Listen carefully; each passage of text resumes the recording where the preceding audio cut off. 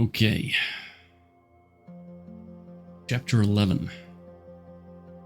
November 1959.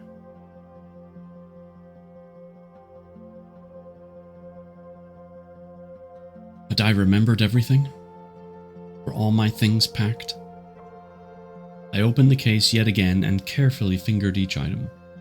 Couldn't afford to forget anything, especially my wedding dress. It wouldn't be coming back.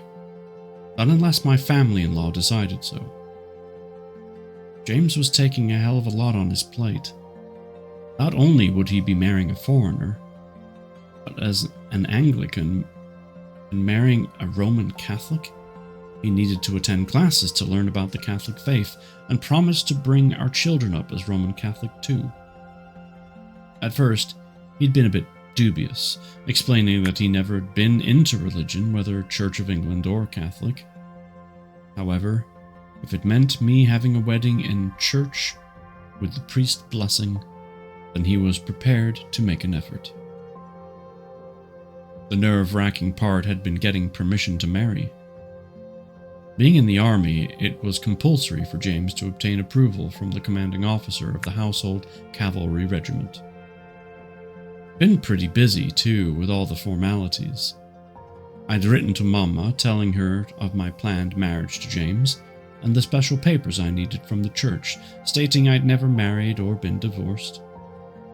10 days later, I received the documents with a long letter from her. The letter began by giving me news of family life back home, which had brought a smile to my face.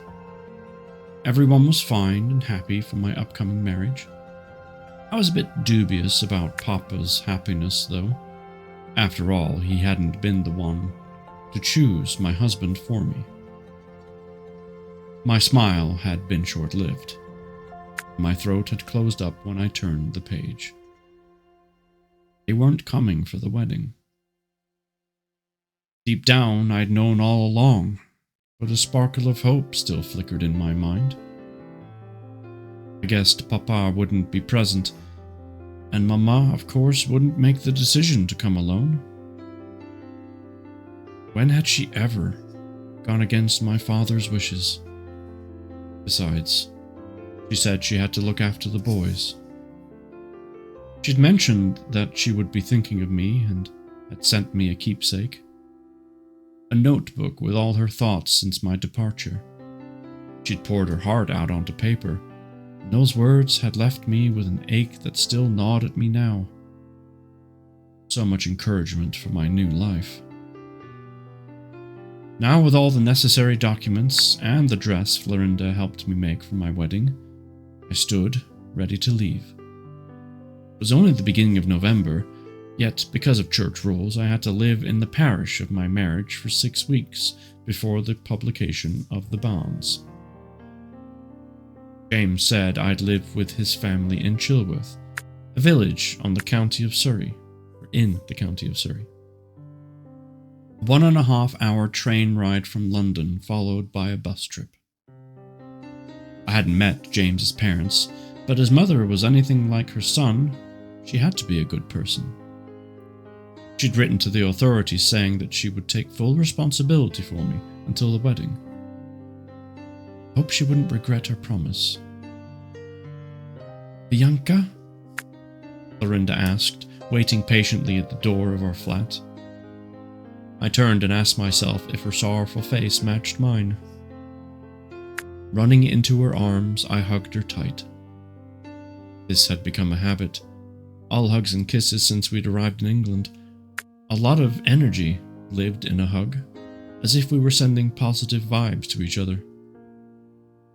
I didn't know who needed a cuddle the most, me for leaving or my sister for staying. Whatever. We were both in desperate need of physical contact. I'm glad Donella is going with you to the station, she said, wiping her tears. And I think you're so brave. I sniffed and let out a huge sigh. I'd see Florinda again in 6 weeks, a longer absence than when she'd been to Italy. Only, at that time, I'd been with James, During my sister's absence, he'd visited me every day. This time, I'd be with his parents, and James would only visit on weekends. Hi, Stepmama's mama. Worked outside this afternoon, just getting ready to eat dinner. I hope you have a great dinner. I'll see you at the wedding, Florinda said before helping me carry the case out of the flat and into the long corridor. Despite the building's lack of personality, it had been my home for over a year since my arrival in June 1958. It would now be Florinda's residence until she decided what she wanted to do. I couldn't say I was sad to leave the place, because I wasn't. A little upset at leaving my sister, though. But I had to look to the future. I'd chosen to take this route, like I'd chosen to leave Italy for my freedom. And I truly believed this was the right road to finding love and happiness.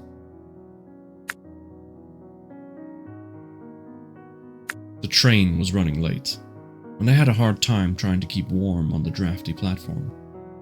Ornella held my hands and we shivered together. My friend had taken the bus with me from Long Sutton to Spalding Station. From here on, I'd be on my own. After a 2-hour train journey, I would arrive at King's Cross Station, where I'd have to go through London to Waterloo Station to get the train from Guildford, the final leg of my journey. James had promised to meet me at Waterloo. I just had to get across London and to the right station. The diesel train eventually chugged into view, and Ornella squeezed my hand. You'll be all right, won't you? Of course. I put on a brave face, even though my insides trembled. The cold, or anxiety? Probably both. I'd never traveled anywhere on my own before, let alone in a foreign country. One old carriage after another crawled past me before a squeal filled the station as the train pulled to a halt. I waited for a few passengers to descend, making sure to steer out of their way. When no one else got off, Ornella gave me a quick peck on the cheek and hauled my case onto the train. Ciao, my friend called. I'll see you at the wedding. The high-pitched shrill of the station master's whistle announced the departure. I waved goodbye and headed down the carriage, looking for an empty seat. I found one next to a window and settled down. My case remained in front of my feet. It was far too heavy to lift onto the rack overhead. Besides, I didn't fancy asking anyone to help. What if the person got off before me and I had no way of retrieving the case once I reached my destination? The train jolted forward, inching slowly out of the station. Leaning my forehead against the window, I watched the scenery roll by. Now and again, I peered down at the paper in my hand. James had sent me instructions on how to get to King's Cross to Waterloo. I hoped I wouldn't get it all wrong in a moment of panic. Gazing down at my hand, I admired my ring and tucked my handbag closer to me. A nice amount of money lay in there. Girls had wanted to give me a going-away present. They knew I couldn't carry anything bulky, though. I already had a hard time hauling my heavy case around. Florinda, bless her heart, had suggested money. I hadn't expected them to be so generous. In fact, I hadn't expected anything at all. The train pulled out of Petersburg Station, another bleak place. Although a lot bigger than Spalding Station, it didn't have the same friendly look about it. Red brick buildings with large engine sheds dominated the place. Cast iron shelters to protect the waiting passengers covered the platforms. Someone coughed nearby, but I kept my head down.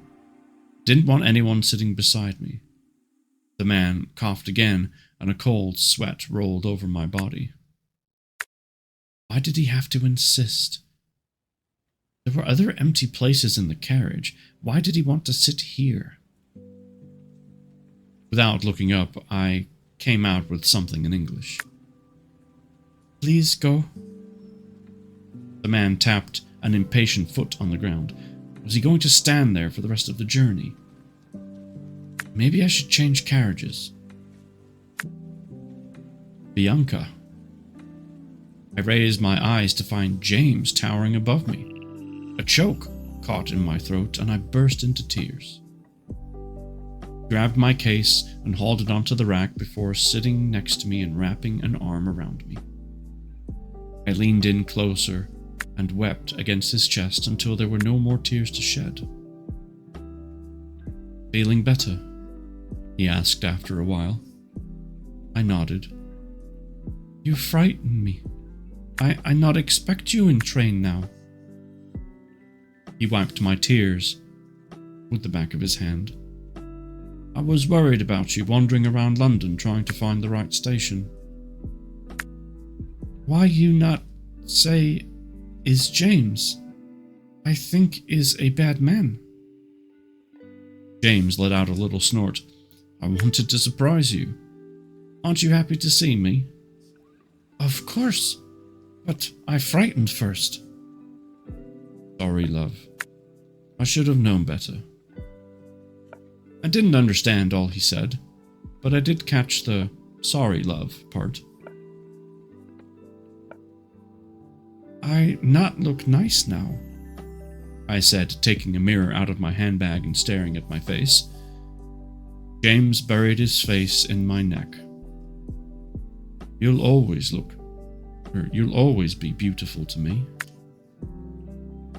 He had to be joking. Blotchy eyes and a red nose stared back at me. All his fault. He wanted to surprise me, and he had. Not before scaring me, though. What would I have done if it hadn't been him and the stranger had been determined to sit by me? I had no one to translate. No one to look after me. For the first time in my life, I began to see things in a different light. What if my father's possessive attitude had also been to protect me? Question. We stepped off the bus at Chilworth, and the country's charm and quietness seeped through me. The vehicle pulled away, and my gaze stretched across the road to fields that rolled on forever. A few farms sat huddled together in the distance, each one dotted with different farm animals. Carrying my case, James led me up the side road. That's the village hall, he said, pointing to the building. Our house is the last one in the village next to the cemetery. Graveyard came into view, bringing with it the peaceful cooing of pigeons. The temperature dropped, sending a chill up my spine, or was it anxiety at meeting James's family? I clutched his coat sleeve, swallowing down my worry. What would they think of me? James turned and his lips curled upwards. Although his reassuring smile didn't quite reassure my fears, I knew he'd stick by me. He wouldn't let his parents call off the wedding if they didn't like me. James had a mind of his own, and he knew what he wanted. The smell of moss spiraled up my nose.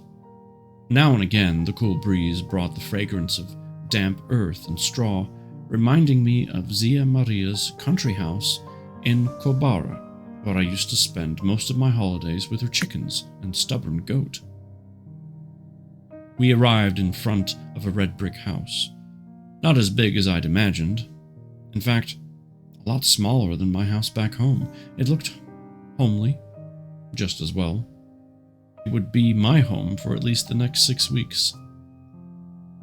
A tall woman came to open the door and stood with her hands clasped in front of her. She had to be James's mother. Same jawline, same sparkling look. Her grey hair was cut short, and she wore a pair of black-rimmed glasses, accentuating her dark eyes. Wide grin cut across her face, and I immediately fell under her charm. All my worries about meeting my future mother-in-law vanished. I'd conjured up a picture of a sullen-faced, proud lady. That's the way I imagined mother-in-laws to be. Those were the faces back home in our village. She gave James a quick peck on the cheek before cuddling me in her arms. At first, I held back, not sure how to react. After a few seconds, I relaxed and wrapped my arms around her. She smelled like Mama, washing soap and lavender, and I blinked back the tears that threatened to spill. Welcome, Bianca. Thank you, I managed to stutter. Excuse me, surprised by the warm welcome.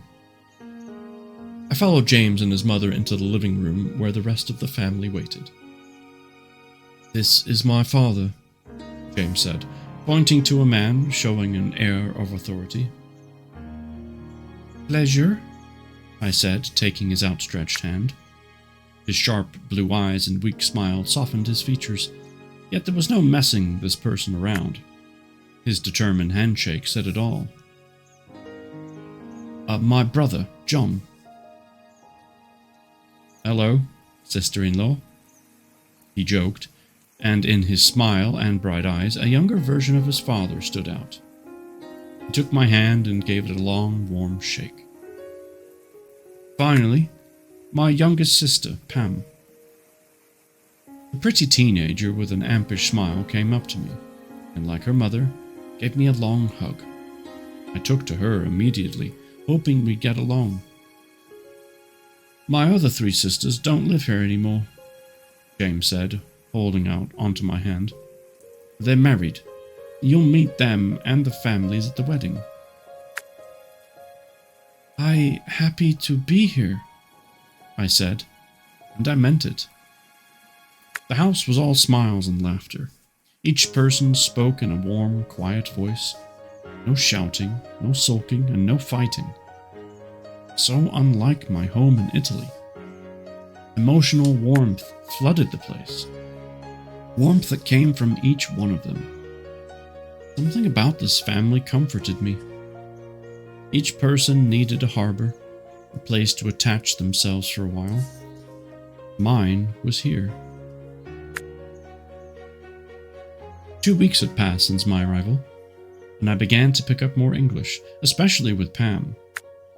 Being a schoolgirl, she spent most of her time studying, and since she enjoyed teaching me new words and expressions, I made quick progress. The only thing I couldn't quite master was the English accent. That didn't bother me, though. If people understood what I said, that was enough. Besides, who needed a perfect accent to create a fashion to wear? I was busy cooking tomato sauce for lunch when a knock echoed at the door. It had to be the doctor. James's father had fallen off his bike on the way home from work and hurt his leg. He lay in a bed resting, and as my mother-in-law had strained her back, she remained in bed too. I'd been told to let the doctor in. Wiping my hands on the front of my apron, I opened the door to come to face to face with a tall, thin man carrying a black case. He stood with the posture of a soldier, dressed in a long brown coat with a worn woolen scarf tied tightly around his neck. He looked anything but the typical doctor. Far older than I'd imagined. Then again, who was I to judge? If he could cure James's parents, all well and good. If they'd asked him to come, they trusted him. I'm Dr. Stratton. You must be the maid. Forced a smile, which didn't soften his features, and I took an immediate disliking to the man. I'm not servant, I said in my best English accent. Who did the man think he was talking to? Simply because I wore an apron with a scarf tied around my hair didn't mean he had to jump to conclusions. If he wasn't accurate with his diagnosis as he was with his assumptions of my status, heaven help us. He walked past me and disappeared upstairs. I returned to my cooking in the kitchen. A short while later, footsteps descended. Leaving my cooking, I went into the hallway to let the doctor out. Before I had the time to arrive, he'd clicked open the door and, without as much as a goodbye, rushed out of the house. Gobsmacked, I shook my head. In Italy, when the doctor visited, he always stayed for a coffee or a glass of wine, a chat with the family. I shrugged. He no doubt had other patients to visit. Troubled, I returned to the kitchen and to my chores.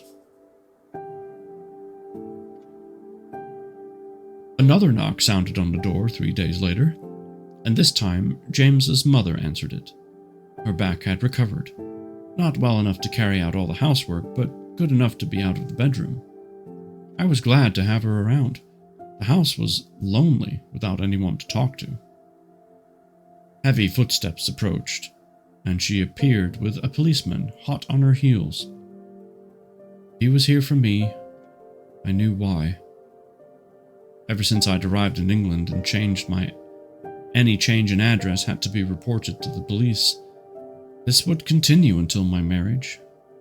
To the authorities, I was an alien, a non-British citizen, and until I married, I would remain one. Man stood stiff in his uniform, chin high, shoulders back, chest thrust forward. His eyes settled on me for a moment. It had to be the alien, short, dark-skinned, aqua-green eyes. No one could take me for a Brit. I twisted my engagement ring with my thumb, listening to him talk to James's mother. My father-in-law was still out of action. I would have preferred for him to be here to deal with the policeman. But Mum, as she'd asked me to call her, was dealing with him pretty well. She stood her ground, showing no fear. Not in the least bit worried or affected by the officer. Mama wouldn't be able to do this, asserting herself and taking things in hand. He asked Mum questions for a long time, never speaking to me directly. The back of my neck started to itch. His gaze reminded me of Vittorio.